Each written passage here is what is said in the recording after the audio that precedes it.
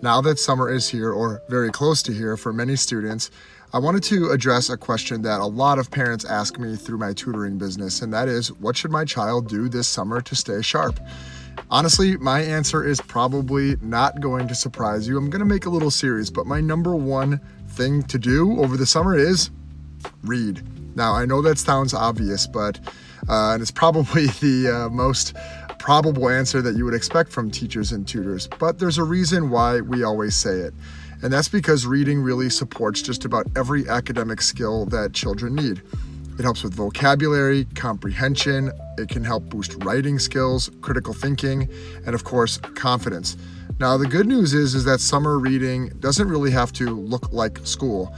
I honestly, personally, don't really care. And when I tell parents this, I say, I don't really care what they're reading. They can read graphic novels, sports magazines, comic books, biographies, novels, cookbooks, articles online. I'll share a little bit more about that in a future post. But really, reading is reading. The bigger challenge is actually getting kids to do it. So here are a few small practical ideas that I often share with families. Number one is huge. You've got to keep the books visible. A book on the nightstand next to bed or near where children are a lot of the times is much more likely to be read than a book that's like hidden somewhere on a shelf that's not ready to go. Second, create a little small reading routine if possible. Maybe it's 10 minutes before bed, 15 minutes after camp, or 20 minutes in the morning. It does not have to be an hour. And third, let kids choose.